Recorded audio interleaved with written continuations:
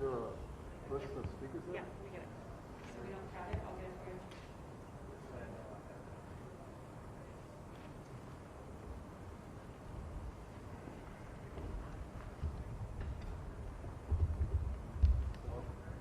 Okay, we'll do Q&A after they speak.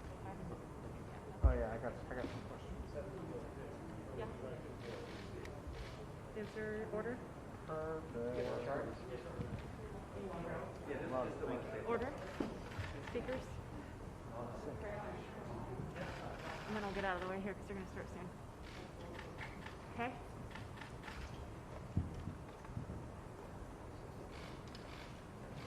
Yeah.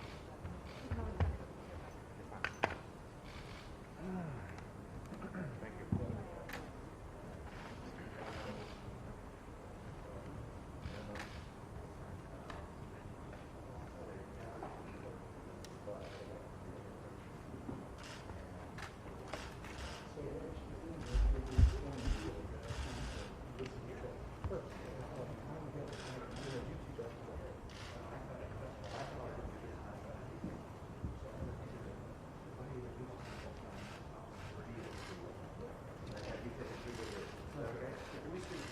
Yes, sir. OMG. That's the.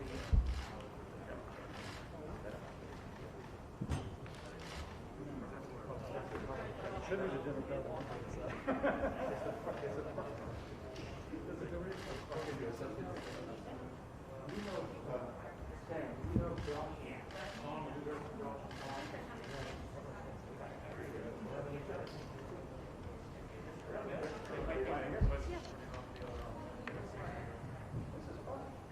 Everybody, we're waiting for Josh and Tom. They were driving in, so we'll wait a few minutes for them.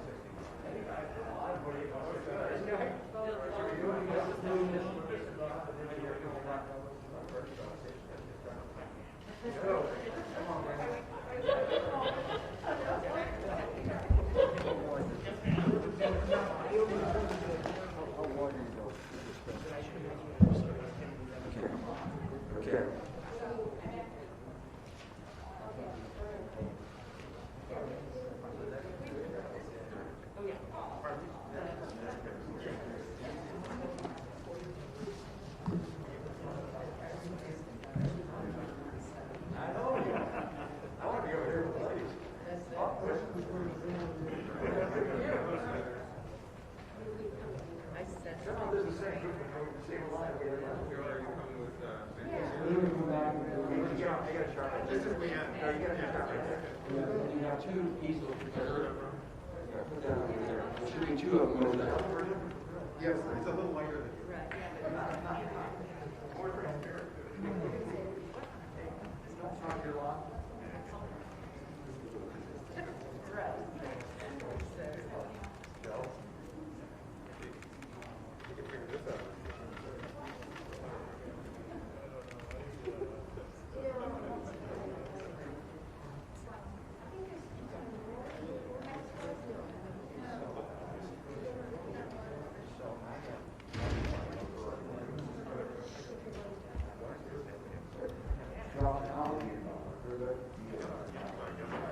No. First of all, let me thank everybody for coming, and I appreciate it. First of all, I want everybody up here and say thank you to everybody that we have here and so many that have been involved in this process. Oh boy, most importantly, to the staff. The staff members have done yeoman's work. Let me give you a little bit of a history or a little bit of a timetable of what we've all been working on, how this all came about. I think you're pretty much aware of it, but basically this COVID emergency relief package started the day after the election.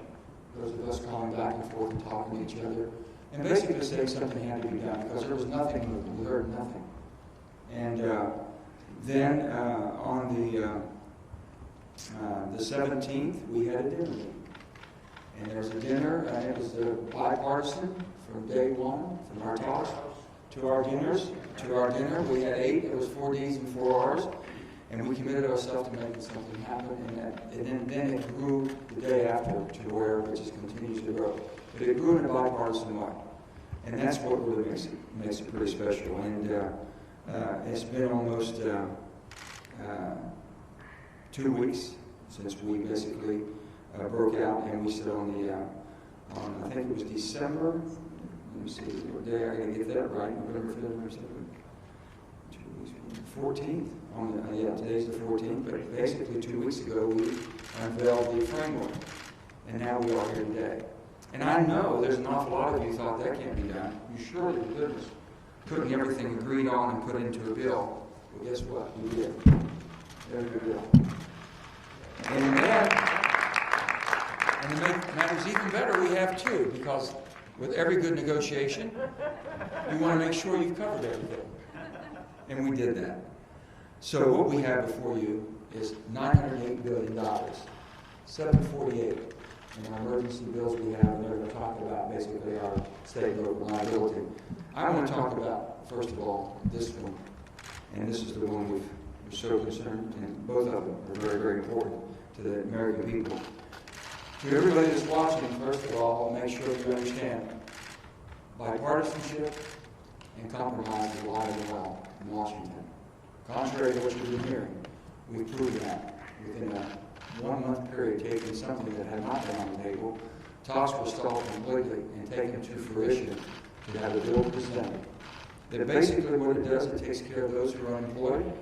In an emergency, if you're unemployed, that's an emergency. If you're running out of your employment check, we have 13 weeks, or 16 weeks at $300 a week for that. Food assistance, we have nutrition assistance, food assistance, even going into our food banks because we have non-traditional people who have probably never been in the food bank before that's needing food assistance now. We want to make sure that they have the opportunity. And we want to make sure that we have shelter assistance, rent, eviction notices. Basically, we wanted to make sure that that was in this piece of legislation. Small business debt relief, PPP program is in that, and people will talk more extensively about that. Then we wanted to talk about student loan forbearance. So much pressure on our students right now, and that's in here. And then it goes on and on and on, as you can see, almost 600 pages.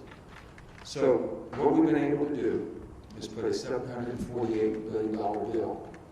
We have a $908 billion package that we're still, but the emergency needs that we have and the assistance to the American people is something that we're going to continue to fight for. $13 billion for food assistance, $13 billion. And we wanted to make sure that the needs of the people and the assistance that was needed. But again, I tell all of you, bipartisan COVID-19 emergency relief bills are here. They run to a period of time of April 1. And I want people to know, come on, everybody. We want people to know that basically the extent. Everyone says, why didn't you do this? Why didn't you do that? We strictly looked at everything that was going to expire at the end of this month. Now it's up to the leadership to take it and make this happen in a timely basis. We have a lot of good people here that want to speak, and they have an awful lot to speak about because they were part of it. It wouldn't be here if it wasn't for them. And I want to bring my counterpart, my friend Susan Collins. Susan. Thanks, Gerald. First of all, let me say that I think we've had a Christmas miracle occur in Washington. We have worked night and day for over a month, literally on Thanksgiving Day, with texts, conference calls, and Zooms to put together an emergency COVID relief package. Each and every one of us has been committed to that goal. I want to thank my Democratic and Republican colleagues in the Senate for working so hard to bring us to this day, but I also want to thank our House counterparts, Josh Gottheimer and Tom Reed, who lead the Problem Solvers Caucus in the House, worked with us every step of the way. So these bills are not only bipartisan products, they are bicameral as well. My hope is that our hard work will spur our leadership on both sides of the aisle, in the Senate and in the House and in the administration, to take our products and use them as the basis for a COVID relief package that is urgently needed by our struggling families, our hard-hit small businesses, our stressed-out healthcare providers, our overwhelmed postal service, our challenged schools, and so many others. These bills are comprehensive, but they don't cover everything that everyone would want. Many of the provisions go through to April 30th. Undoubtedly, depending on the course of this pandemic, we may have to do more. But surely we can come together and provide this relief before we break for the Christmas holiday. The American people deserve no less. I'm particularly proud of the $300 billion package that Senator Jean Shaheen and I were the lead in putting together. It includes an extension of the Paycheck Protection Program, which has saved millions of jobs in this country, including 250,000 jobs in the state of Maine alone. It is essential that we have another round of PPP for our hardest hit small businesses, which we define as those that have suffered a 30% decline in revenues in one quarter of this year compared to a quarter of last year. It's essential that we keep these small businesses afloat so that they can continue paying their employees. There are many other provisions that I know we will get into in the days ahead, but surely let's not go home for Christmas without passing this much-needed relief for the American people. With that, let me make just one other comment, and that is I'm for both bills. Just want to go on record as being for both of these bills. It gives me great pleasure to introduce Senator Mark Warner, who's been one of the leaders of this effort. Mark. Well, thank you, Susan. Let me, first of all, to Joe and Susan. Joe has been relentless about keeping an eye on the ball let's keep this product moving forward. Hate to acknowledge this, it was right more often than not that if we let a little grass grow under our feet, we might not be here. And to Susan, who has been a fiery advocate for small business, this PPP proposal takes great ideas. We're advancing the first CARES bill, refines them into, I think, an even stronger package. She's done a great job, for example, on outdoor venues and other venues, the stages. They and everyone in this group have been extraordinary. To Josh and Tom, too, and I think my hope is the one piece that we've still got, some of us have still got a way to get to, but I have great confidence in Josh and Tom, like Rob Portman, that we may be able to bridge the final place. So, it's a bit of a cliche to say that we're living in challenging times. But we're also, it might sound like a cliche, but today is actually a really good day for our country. This morning, the vaccines were starting to be distributed around the country. And we're starting to see at least the beginning of the end, God willing, of this pandemic. And also, regardless of who we supported for president, we've seen today, all across the country, as states meet and send forward their electors. Both things working.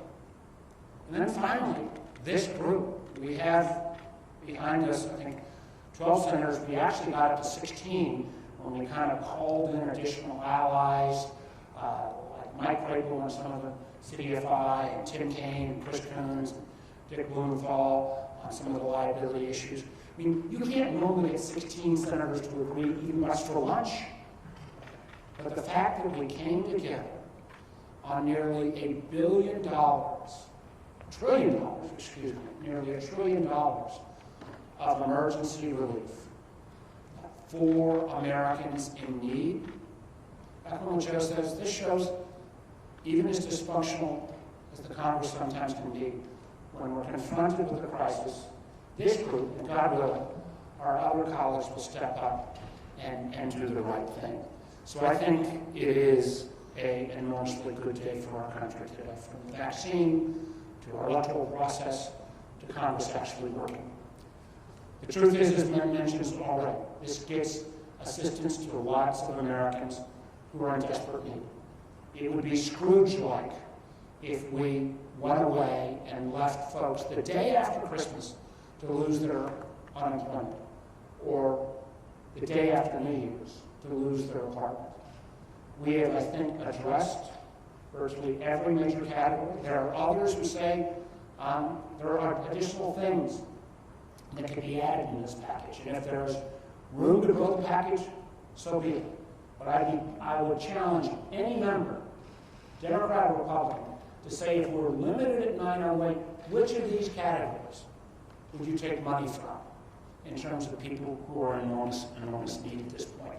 So I'm going to take this good news, and hopefully we're going to move forward to get this legislation passed.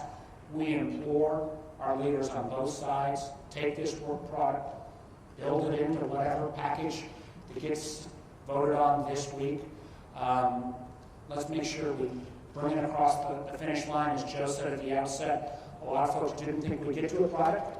There's been a lot of gangs that didn't get to a final product. We have that final product right here. And one of the individuals who is new to gang membership, but has been an extraordinarily important gang member and a very challenging negotiator on a whole host of issues, is my good friend, Senator Mitt Romney from Utah. Mitt?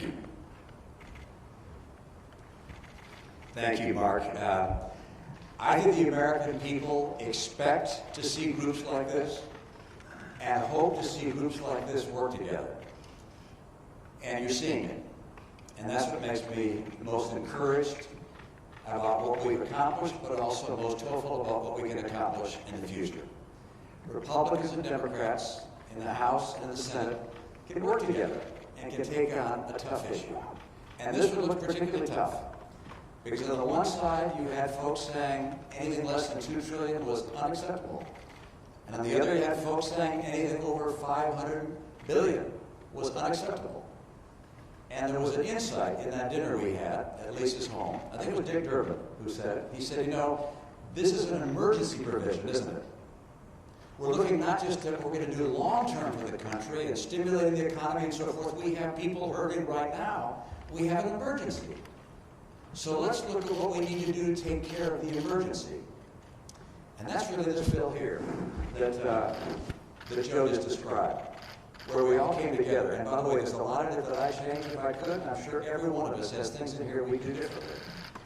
This bill over here is less of an emergency, but also very important. And I'm just going to describe this. This last bill relates to two things: state and local aid and liability. And there's some pretty significant differences there. And I'll just note this. On the Republican side, when I talk to my Republican colleagues, I think the majority in the Senate among Republicans feel we should not provide any state and local monies. Why is that? Well, because the numbers are all over the map as to how bad things are in states and localities. Some states have rainy day funds and are telling us they don't need more money.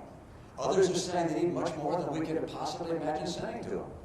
So a lot of difference in data and difference in terms of how well they've managed themselves in the past.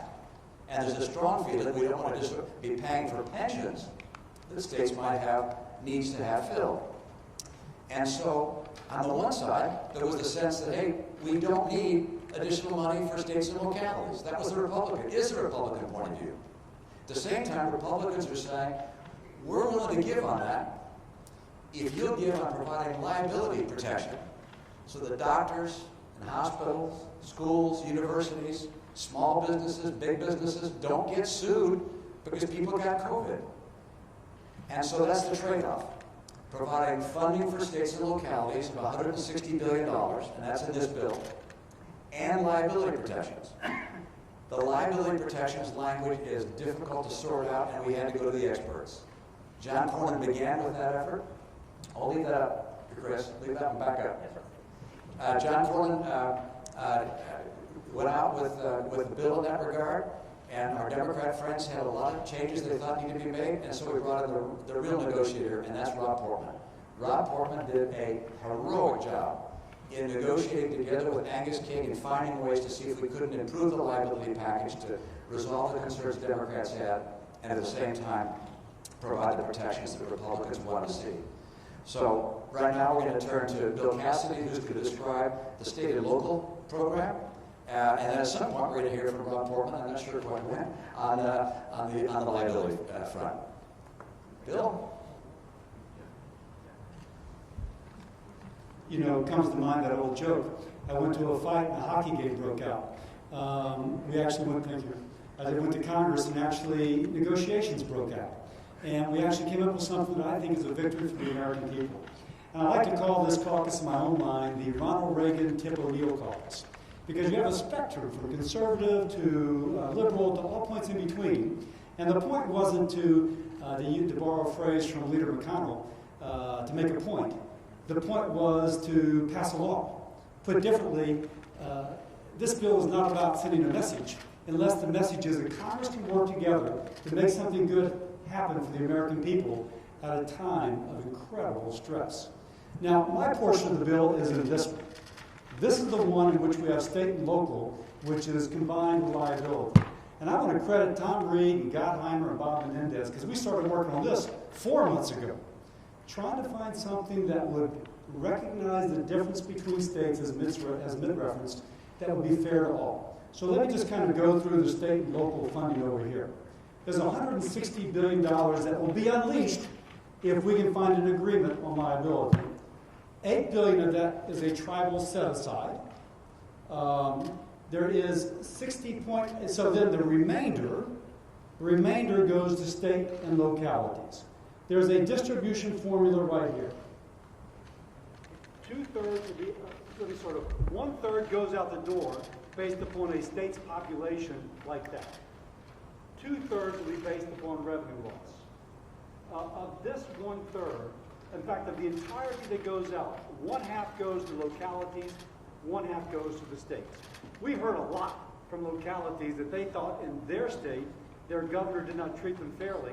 I don't know if it's true, but 40% goes out to the states and localities, which turns out to be $60.8 billion split between counties and cities and towns. And there's no minimum.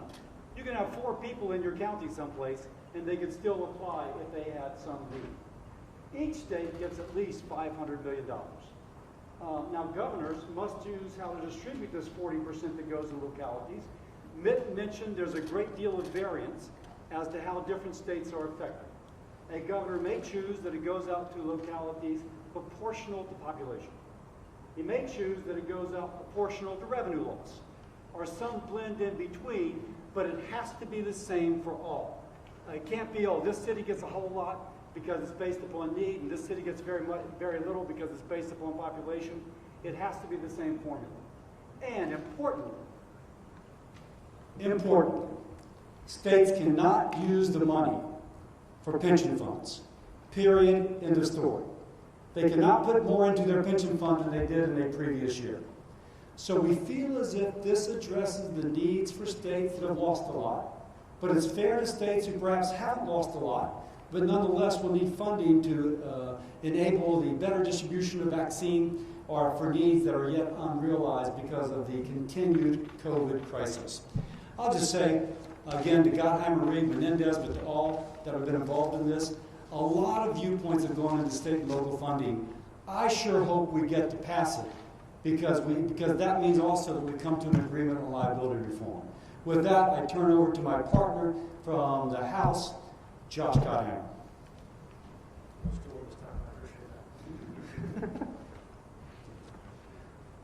Thank you, Senator.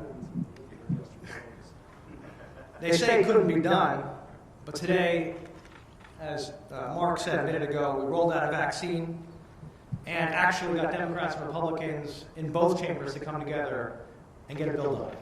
And to me, that is a Christmas miracle, as you said, Susan. I think that's the perfect way to explain it. But there is also a reality that we're dealing with. 6,000 people in New Jersey yesterday were diagnosed with COVID-19 in a single day. 1 in 500 in my state have died from the disease. 30% of our small businesses have already been shuttered. Many Americans are in food lines for the very first time. Firefighters, cops, and teachers are facing pink slips at Christmas. And yet here we are, 9 months after we passed the Bipartisan CARES Act. We've been stuck in the mud on delivering relief for our families, communities, and small businesses until today. The mission of the Bipartisan Problem Solvers Caucus is to help restore Americans' faith in our government and break the gridlock in Washington, the very gridlock that has prevented perhaps the one remaining thing on which all Americans agree, the need for emergency COVID relief.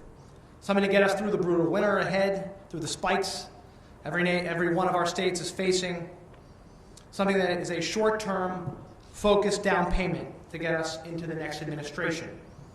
For the past 4 months, a tiger team of our caucus, including my Republican co-chair and great friend Tom Reed, along with Dean Phillips, who's helped lead this tiger team, who's here, Anthony Gonzalez, Abigail Spamberger, and all of us have been meeting nearly every single day.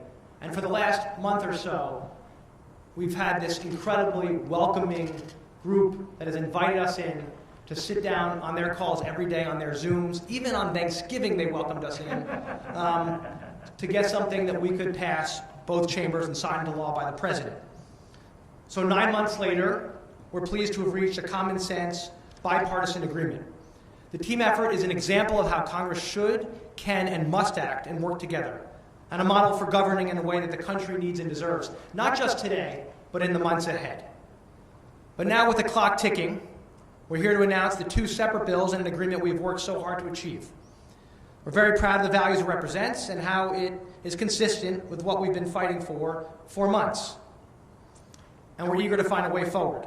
The Problem Solvers Caucus remains eager to find a singular $908 billion comprehensive package that includes all the language and priorities that we've agreed to in the $748 billion bill, plus the $160 billion bill for state and local and tribal governments with liability and worker protections.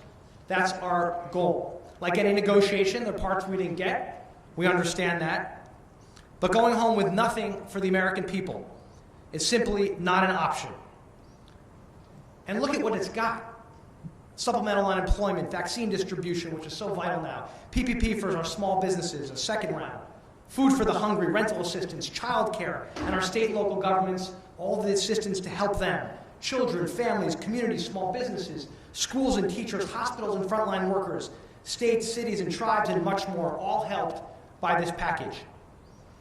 To show the effort continues, this afternoon, our 50 members of the Problem Solvers Caucus, 25 Democrats and 25 Republicans, asked us to keep going tonight, to try to find a singular way forward. We voted to say, let's find a way to merge these together into a 908 package with the language we developed and worked on here, with some tweaks on liability and worker protection to get there, but to make sure that we get that state and local and tribal assistance.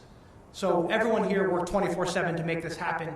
And the last thing I'll say about them, and we're just welcome to the Senate today, and I think our visa expires in about 15 minutes, so I'll just get this in. These are not often the folks that you see on television or on social media slugging it out, right? Screaming and yelling and tweeting nasty things. That's not this group. What's so impressive about the senators and Joe and Susan, who've done such an incredible job leading, is they're the ones who know how hard this year has been for our country and our neighbors, how much anger, resentment, and fear still grips our nation. And these are the leaders who recognize the country should always come ahead of party. So I just want to thank everyone who worked so hard. And on behalf of the Problem Solvers Caucus in the House, with our 908 team here, we invite our colleagues to all come together in both chambers in the spirit of unity, in the spirit of humanity, and in the spirit of America and Christmas, and pass this comprehensive emergency relief package before we go home, so that our country can begin the new year in the spirit of hope and optimism. Thanks and God bless. So now I'm going to call, our co-chair of the Problem Solvers Caucus and my dear friend, Tom. I'll still work forgotten when it goes to the Senate. I think you talked as long. We're House members. We're limited by time. You remember that. Well, thank you, Josh. And first, I also want to echo my thanks and to the members of the Senate that have truly invited us in to this process. I got to tell you, the men and women of the Senate that stand behind me are truly inspirational leaders to me as a member of the House. As we spent hours together on these Zoom meetings, on these live person meetings, the depth of knowledge that these individuals demonstrated on each and every one of the issues that they cared passionately about, but also those that they did not, but took the time to really dig in to the details, was impressive. And I got to tell you also, I am forever grateful for the depth of the friendships that now we have started from this experience that I will carry with me in the rest of my congressional career. To Joe Manchin, to Mark Warner, to all my colleagues on the other side of the aisle, I truly have enjoyed this experience from a personal point of view. To my Republican colleagues, I have to tell you I was impressed before we began this journey together. I am more impressed, even more so today. Susan Collins, Bill Cassidy, Rob Portman, all of you have demonstrated to me and Mitt Romney, and Lisa, who I'm going to introduce, and Lisa, who, I knew the other ones before we started this journey. These I got to know after we started this journey. They truly are mentors now of mine as to how to be statesmen in the United States Congress. So I thank you for that honor and that lesson. But as we go forward, I too echo the relief that we have come here to announce today is something we're not done with. This has to get signed into law. As my colleagues in the House and us stood together and took a pledge here just a few weeks ago, we will not leave for Christmas break until this relief is delivered to the American people. And as we talk about Christmas miracles, let us remember, it's not Christmas yet. And as Josh alluded to, I think there's one more Christmas miracle we hope to perform in the House and get these two bills into one. And with that, I just want to say, let us get it done. Not for us, but for the people that we represent and the people who need this as soon as possible. And so I do get the honor to introduce the great senator from Alaska, Lisa Murkowski, who now has become a friend and somebody who I look up to, but also who I know is not only the true ambassador for the fisheries of Alaska, but for the fisheries of the Great Lakes, which New York, Illinois, Dick Durbin, we have had numerous conversations on the Great Lakes. Oh, Rob Portman, of course. We talked about that at length. And so we appreciate you, Lisa Murkowski, and the style upon which you always conduct yourself. So, Lisa Murkowski. Thank you, Tom. So this is not newspaper. This is hope. That stack of paper, that compilation of ideas and concerns and the hopes and the fears of people all across the country. This is hope. This is hope for the individual who's wondering if they're going to be able to keep their apartment after the first of the year. This is hope for the food banks that I've been talking to just last week, who came together on a call to me to say, unprecedented what we've been seeing around the state in terms of the need of individuals who are coming to the food banks, people who have never been to the food bank before, except to be there as volunteers, and now they're there as consumers. This is hope for the small businesses that right now are struggling as we have all come indoors for the winter. There's no dining outside in Alaska or in Maine or in New Hampshire or in Utah. This is hope. This is hope for those who have been asking their Congress to be responsive to what they've seen in the face of this pandemic. This is not only hope from a policy perspective, but this is hope from a process perspective.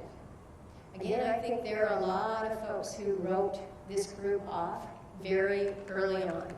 We've seen gangs come and go. Maybe the secret was really in the sauce and it needed to happen over food. But our reality is that we have defied those who would say their disagreements would divide them.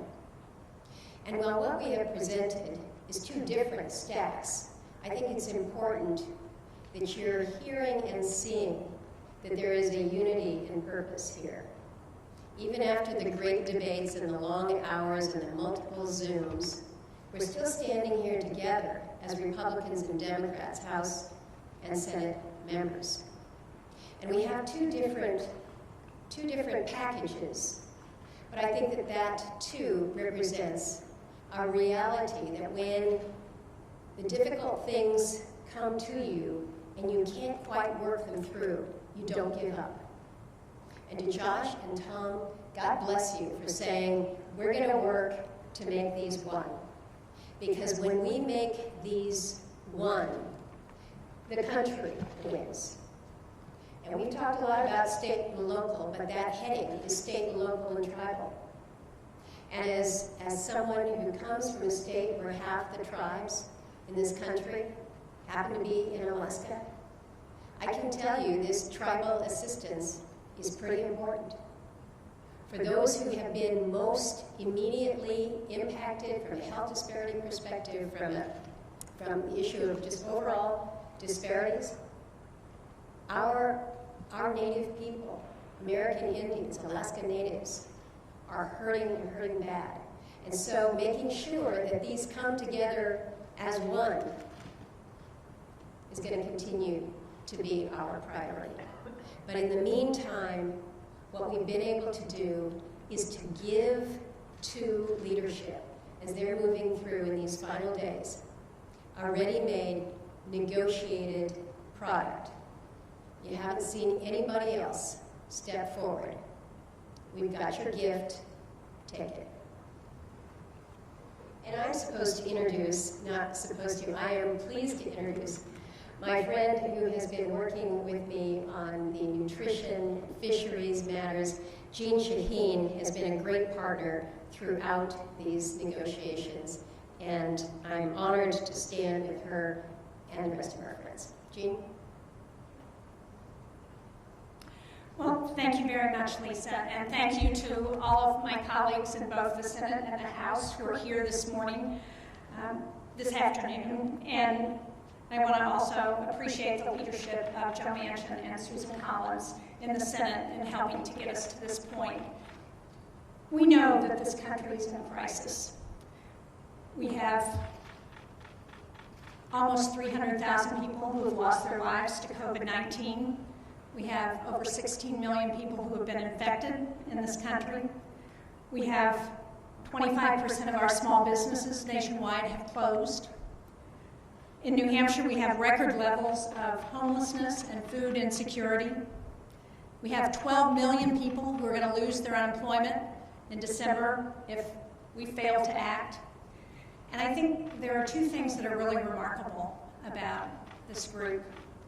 The first is that we came together of our own volition, Democrats and Republicans in the Senate and House, to say we've got to do something to respond to the country's being in crisis. And we did that. We have the charts that show how the dollars break down. I was really proud to work with Lisa, not just on fisheries and nutrition and ag, but with Senator Collins on the small business provisions that are not just the Paycheck Protection Program, but include EIDL grants, and are particularly focused on the restaurant industry and hospitality, which has been hurt so much by this pandemic, as well as venues, which have been closed, and many of them have not had a chance to get help. So we came together, we said we've got to do something. And this package is a response. It's not the bill that each of us would have written, for sure. But like all good legislation, it is a compromise. The other aspect about it that I think is so remarkable is what has been alluded to by so many of the people who have spoken. And I think all of us feel this way. What we've heard loud and clear from the American people is that they're tired of the partisanship. They want to see us in Congress work together to address the needs of this country, particularly now in the middle of this pandemic. And that's what all of this work and this work product attests to. Now, hopefully, the leadership in both the House and Senate and in the administration will take what we have done, we'll vote on it, and we'll provide relief to the people who need it as we're going into the cold winter months, as we're looking at a new administration coming in, as we're talking about what we need to do long-term to provide stimulus to the economy. This is the relief that will help people to get to that point. Thank you, and I'm very pleased to now introduce our independent in the group, Angus King.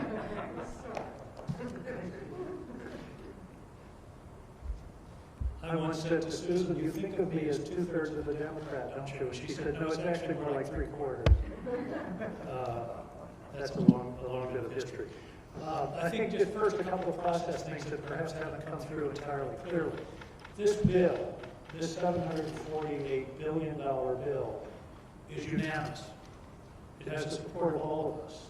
And I think that's very important. It's a consensus product to deal with the true emergency associated with this pandemic at this moment in time. And I think that's important. The other piece involving state and local aid and liability, we couldn't come to a uniform consensus, although there's still work going on in that area. So I think that's important. A second kind of process piece that may not be obvious is we're not handing the Senate leadership a concept draft. We're not handing them an outline. We're handing them a bill. This could go on the floor of the Senate tomorrow. It is in legislative language. It's been through legislative council. So we've taken a lot of the work out of this for them and hope that this will be the basis of the package that emerges at the end of the week. Now, there were two areas that I worked on in particular, actually three, but two in particular were addiction and mental health and broadband. Addiction and mental health, we are going through an epidemic not only of coronavirus, but of isolation, suicide, and depression. And that is going hand in hand with the elements of this terrible virus that is afflicting us. So there's a significant portion of this bill that deals with not only opioids, but methamphetamines, alcohol, other substances which are prone to abuse, but also mental health centers across the country, a very important part of the bill. Broadband is here because if there's anything we've learned from this pandemic, among many other lessons, is that we need to be connected. Seniors need to be able to do telehealth. Students need to be able to connect with their schools. And there are huge gaps in this country in terms of connectivity, particularly in rural areas, in places like my state of Maine. So there's a significant portion of this bill that directly addresses that in terms of emergency of connectivity over the next several months, but also in terms of developing the infrastructure to make those kinds of connections important. The third piece that I worked on intensely was liability. And I realized today that I've gotten more texts from Rob Portman in the last week than from my 20-something daughter. And that sort of puts in perspective how hard we've been working. Rob and I have worked intensively. We've shared proposals back and forth. We couldn't quite get to the conclusion. And I want to make it clear. Everybody here, including myself, is concerned about the threat of lawsuits and what could happen to businesses, to hospitals, to doctors in a situation of unfettered litigation. On the other hand, there's a concern because when you talk about lawsuits and litigation, you're also talking about injured people. And you're talking about people who have a right to be heard and have a right to compensation if they were wrongly injured. And so what we've tried to do is to balance those two interests. We couldn't quite make it. The House is continuing to work on it. I'm optimistic that they may be able to find the solution. Rob and I will continue to work on it. And it may be that by the end of the week we'll be able to merge these two bills because I'm a huge advocate for state and local aid. But the sort of agreement going in was that those two issues were related and they were going to go either together or separately. So that's the status of that discussion. But the final thing I want to say is I hope in the not too distant future when a group of bipartisan senators calls a press conference to talk about how they've been working together to solve an important problem, nobody comes. By that I mean this should be the way it always works. This shouldn't be so unusual as to bring all of you here. I want this to be routine. All of us have commented to one another that this has been one of the most difficult, but also one of the most rewarding legislating experiences that we've had in this body. Sitting down, arguing, differing, issuing our statements, working with our staffs to try to get our points in order to do the work that they did. This is the way it's supposed to work. So my hope is that we're going to have so much bipartisanship that it will become routine and will be the way that we routinely do business. And I think that's something that the American people will deeply appreciate. I know it's something that they seek.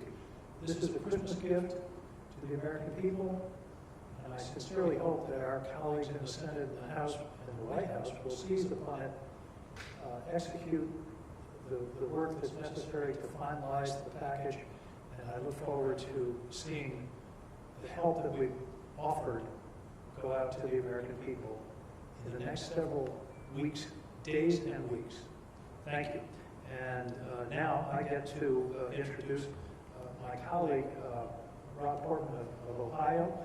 He and I have negotiated with him driving in the car. We've been but it was a hands-free phone, I hate to say. Rob, as you know, has a very distinguished career as a Director of Office Management for the Budget, a U.S. Trade Representative, and a distinguished and able Senator from Ohio. Rob Portman. Angus, thank you. I think Angus as an independent, understated the importance of this moment. This is not just bipartisan, it's tripartisan. So we're glad you're with us. Let me just say, I have, I'm told by my staff now, given 20 floor speeches urging our colleagues on both sides of the aisle, specifically our leadership, to produce another COVID-19 bill. Why? Because it's desperately needed. The last big one was the CARES package. That was in March. It was over 9 months ago. Think about that. Think what's happened since. So some of you have had to listen to those speeches. Actually, very few probably did. But the point I kept making was there's a lot of common ground here. Yeah, we've got some differences. But look at this. It required these individuals behind us to find that common ground. It wasn't easy, but it was there. There are a couple things we're still working on. But I think this is a tremendous step forward. And it's needed. Every day in Ohio now, we have another 10,000 plus people who are being affected. We're in our third wave, and it's bad. It's really bad. I just lost my third friend to COVID. He died in a hospital after a painful process of being in the ICU and going through with his family the grief and the pain. All of us have these experiences. This is personal. And the healthcare crisis has been accompanied by an impact on the economy. Some of my colleagues say, well, the economy is better. Why do we need to do this? Folks, I got to tell you, the economy is not getting better in most of our states. It's hurting. And particularly, even though some sectors are doing well, other sectors are really struggling. It was mentioned today that the small businesses in the hospitality area, the restaurants, the movie theaters, the bowling alleys, you know, the bus companies, travel, entertainment, I mean, they are really hurting. The stages, some are hanging by a thread. Some have already closed. And in Ohio, some of those will never open. Never. They're done. So this is the crisis that we face, and I appreciate working with Angus on the addiction and mental health issues because unfortunately we have a pandemic within a pandemic within a pandemic. And as some of you know, I've worked a lot on this issue, the opioid side of this, and we were finally making progress. And now we're going to have the worst year ever this year in the history of our country in terms of the number of people who die from an overdose. It will be the worst year ever.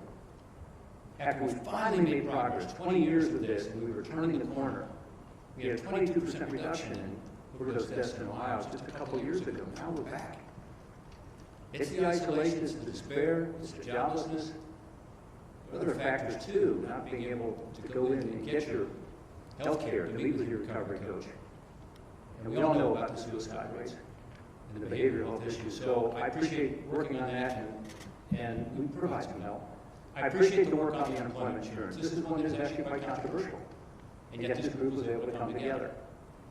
And for my constituents back home who have lost their jobs through no fault of their own, this is what they're asking me about.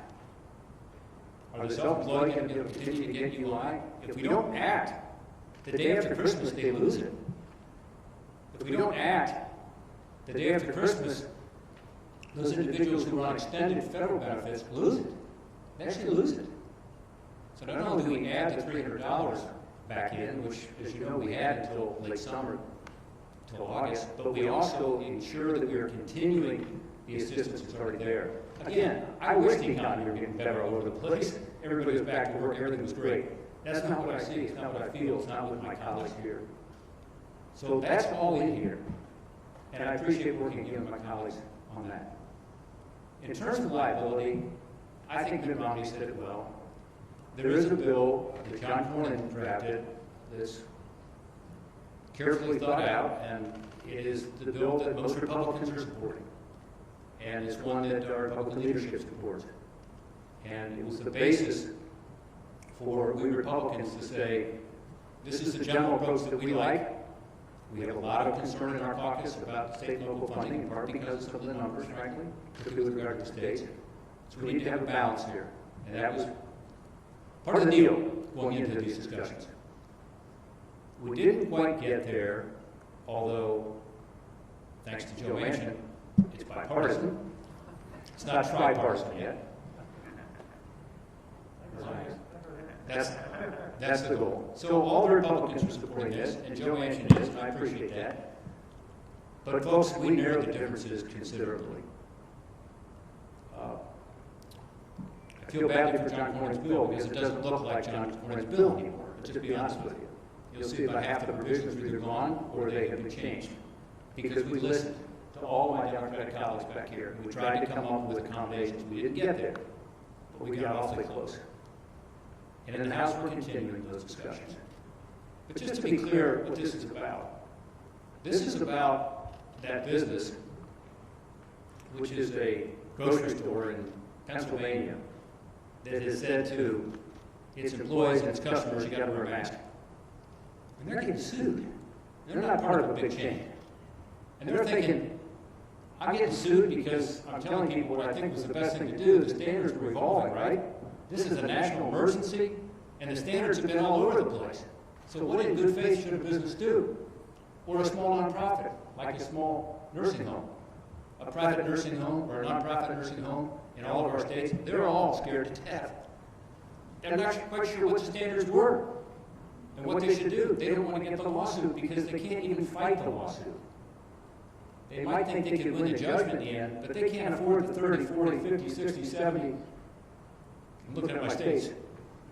$80,000 it's going to cost to actually defend themselves. A lot of these businesses are hanging by a thread. So that's the idea here. It's not to let bad actors off. It really isn't. If you're a bad actor, you should be held liable. It's to say to the people who, in good faith, tried to follow the rules as best they can tell. And by the way, the rules are evolving even as we talk. So that protection, I don't think my Democratic colleagues disagree there's protection needed. Angus just said that. But I do think that we have got to figure out a way to get to yes.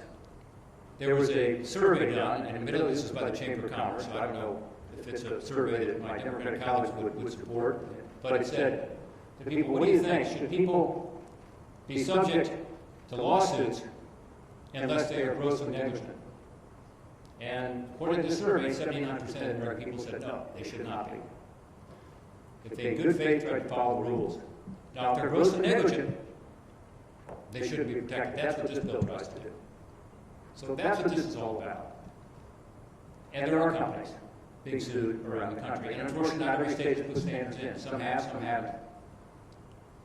But only 15 states have done anything with regard to business liability, as an example. So our idea is do this temporarily. It only lasts 1 year from the date of enactment, which was different than the Cornyn bill, which is 4 years from the date of enactment, or until the health emergency, the national emergency, ends. It's short term. It's an emergency response. It's to ensure that we indeed can not just reopen this economy and ensure that our hospitals and our nursing homes are doing their best to try to provide the care they need without worrying about frivolous lawsuits, but also so that we can stay open. So it's all tied into the economic crisis that we face on top of the healthcare crisis. My hope is that we can make progress. My hope is that before we go home for the holidays, we'll be up here again talking about progress on all these issues. But I will speak for all of my colleagues, I think, in saying we cannot leave, we cannot adjourn without passing a COVID-19 emergency bill for the people we represent.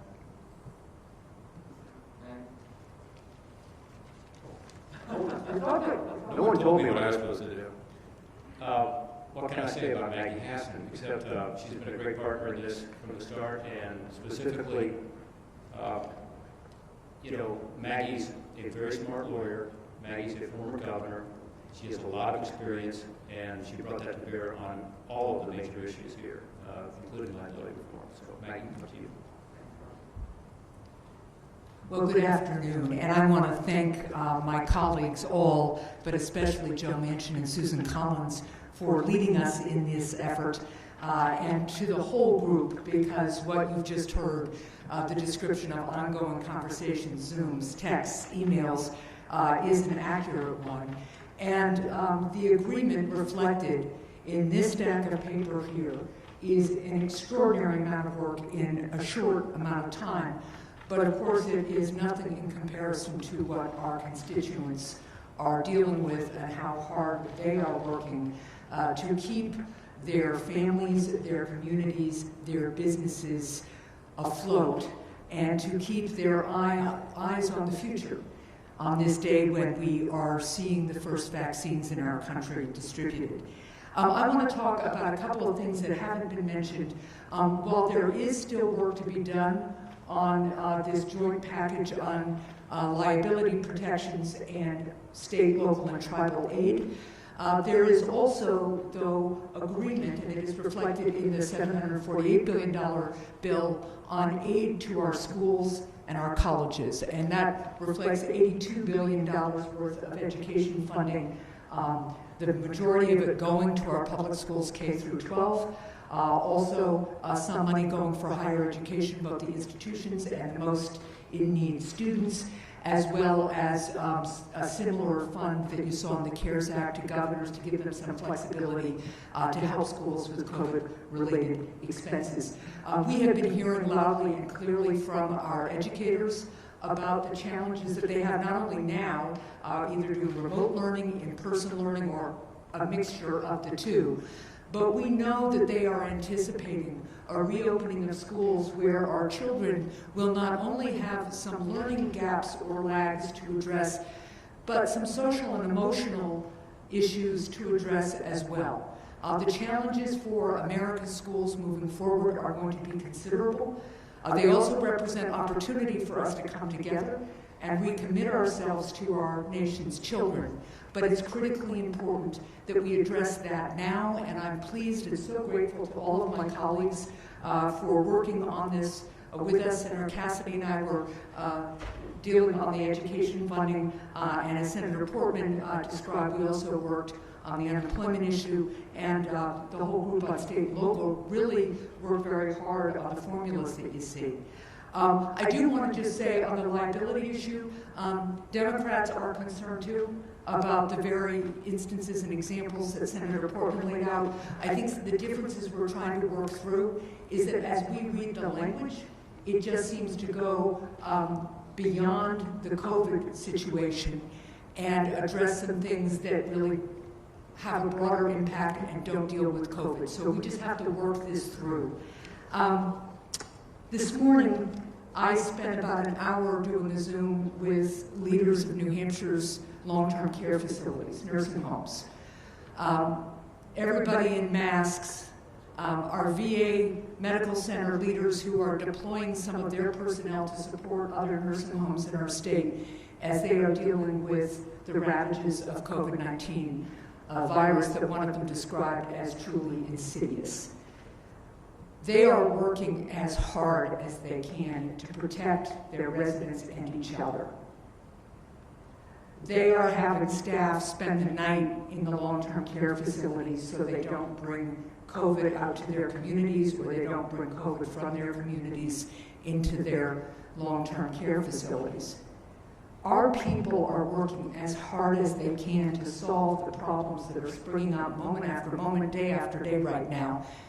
The least they should expect from their elected representatives is that we follow their example and come together and solve problems. You can't care more about winning an argument than you do about solving a problem. And this group knows that and has worked really true to that goal throughout this process. And I'm very grateful to all of you. And now it's my pleasure to introduce my wonderful colleague from Illinois who has just been working as hard as he can to help us all bridge a number of issues. A wonderful listener, a wonderful legislator, and a wonderful friend, Dick Durbin. Thanks, Maggie. Let me start off by thanking Joe Maester. I was originally scheduled to be on tomorrow morning's list of speakers, and he allowed me to come here this evening's list. Thank you very much, Joe.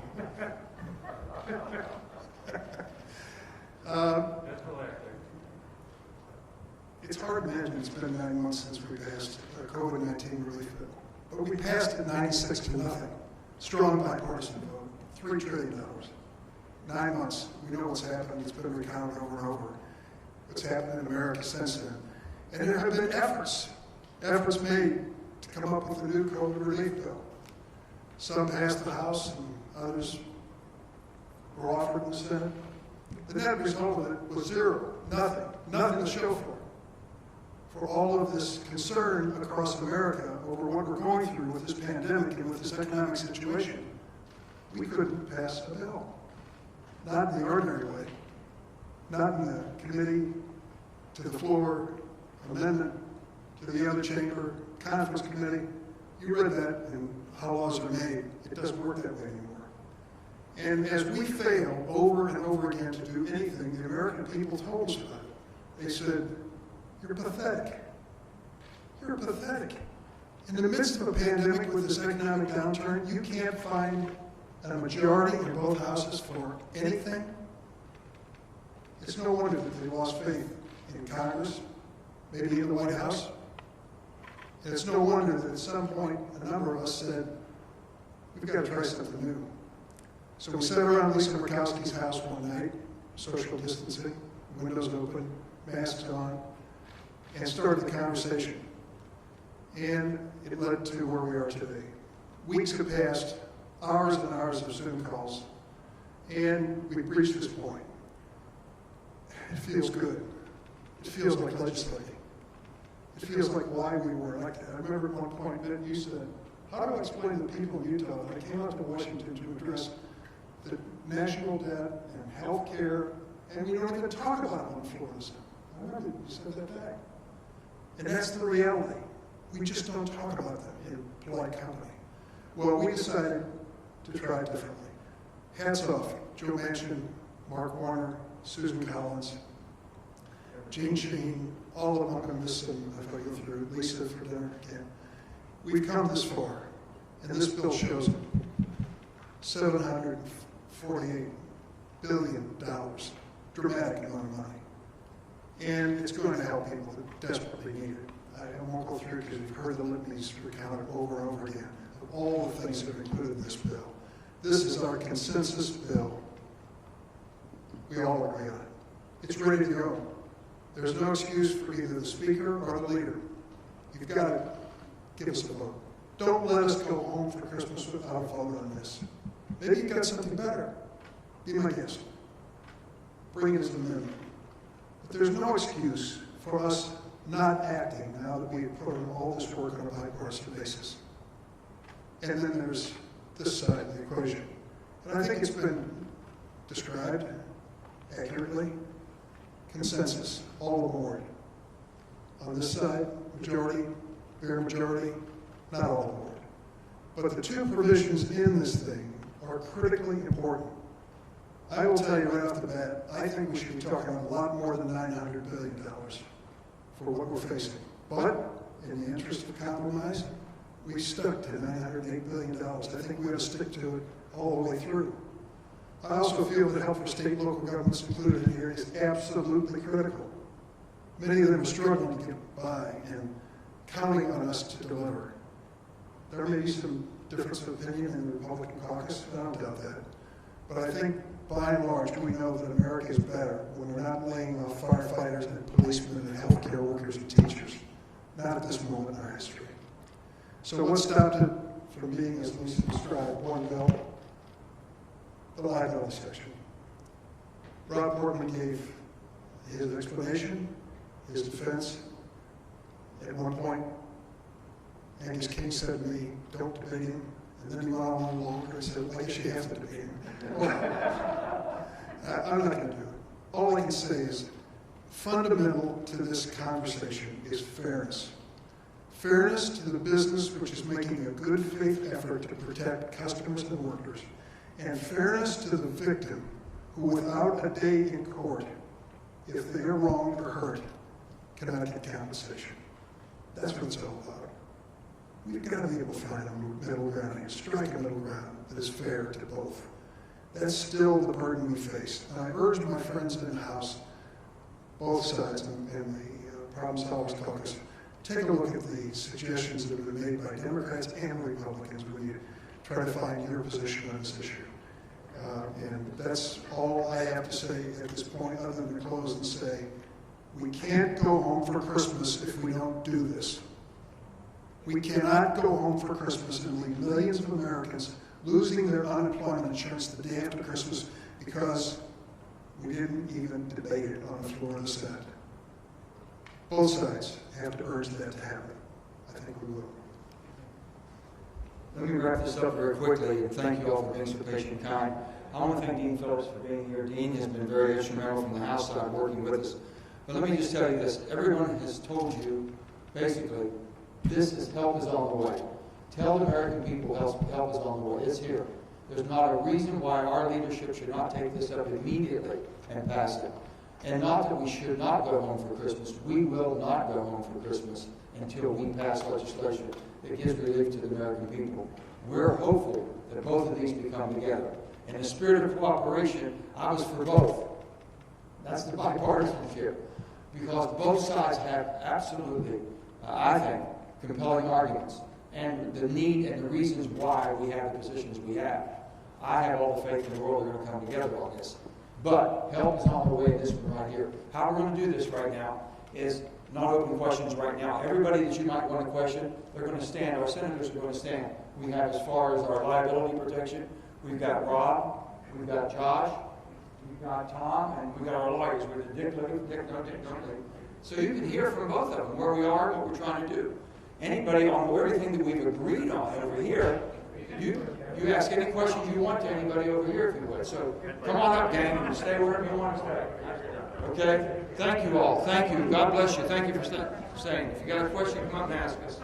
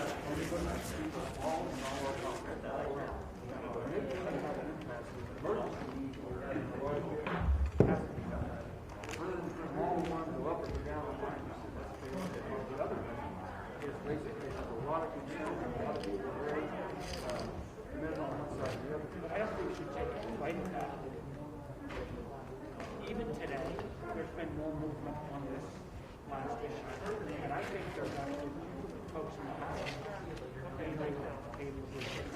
We are continuing to work. You guys basically endorsed the balance of days ago drop. No, we didn't drop.